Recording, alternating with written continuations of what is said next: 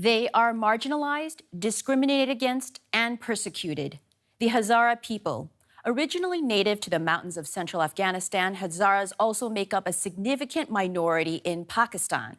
Some 900,000 members of the ethnic group live in the country, especially in and around Quetta, and they fear for their lives every day because Sunni extremists consider the mostly Shiite group heretics and target them with precision and regularity. 2013 was a particularly bloody year. A string of bombings claimed the lives of some 130 people in January. In February, another bomb attack killed 110 people and injured many more. The violence continues. Just last month, a suicide bomber targeted a market frequented by Hazaras, killing 21. The danger is so serious that Quetta's Hazara community relies on armed protection 24/7. It should be a routine task, but it's a massive security operation. These Hazara men are heading to the city market to buy and sell food. They're travelling in convoy and are protected by heavily armed men. Necessary measures to prevent attacks by violent militants. At the market, security guards keep a watchful eye, but they're not always able to guarantee safety. Just in April, a militant blew himself up in a market just like this one, killing at least 20 people and wounding dozens more. Many of the victims were Hazara and supposed to be under military protection. The people here today know that a trip to the market carries a deadly risk every time, but not going isn't an option. The market is their bread and butter. If we didn't come here to work, the attacks wouldn't happen. But then we wouldn't be able to run our homes. How would we feed the children? If we don't work, who will give us money? For Quetta's Hazaras, fear has become a part of life. For years, they've been living in heavily guarded enclaves, surrounded by checkpoints and hundreds of guards. It's for their safety, but Hazaras say their home has become a prison. The younger generation is facing a lot of difficulty. I swear to God, there are so many difficulties for them. It's as if they're living in an enclosed cage. The government in Islamabad has been vocal about the need to protect the Hazara people and flash out the militants who target them.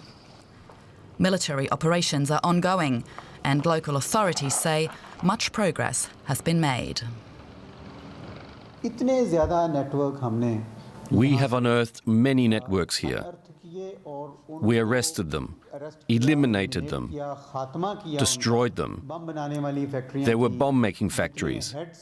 We destroyed the heads of their organizations, and we rooted out other members and their whole front line. We stayed within the law, and we did what we could do. Nevertheless, as the April attack shows, militants are still capable of inflicting carnage on Quetta's ethnic minorities. For now, members of the Hazara community will have to continue to go about their daily lives, wondering if they'll return home at the end of the day.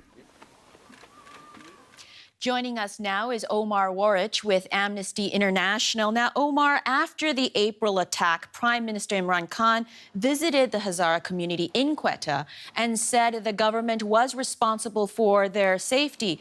But violence has been going on for years there and nothing seems to have changed. Why?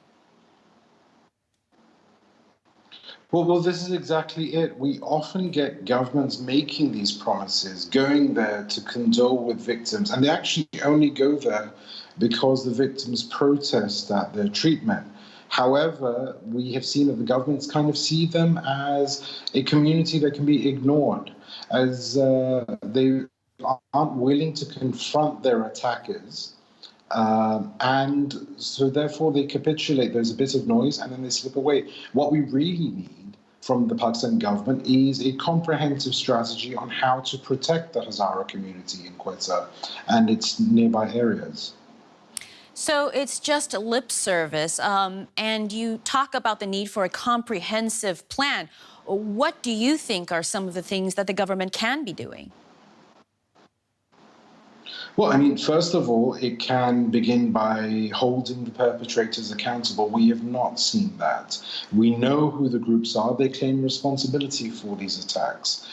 They've got an established pattern. They've got bases or areas of operation in and around Balochistan. So the first step could be is to hold them accountable, bring them to justice so that the victims actually get some sense of closure for their great loss. The second thing is to actually protect the neighborhood. This is not a big area that we're talking about. A significant security presence would be enough to ensure that people can go about their lives freely, can go to their mosques freely, can worship freely, and not see each day within the Islamic calendar as yet another day as another tragedy where they're having to lower loved ones into early graves repeatedly. Omar Warich, thank you.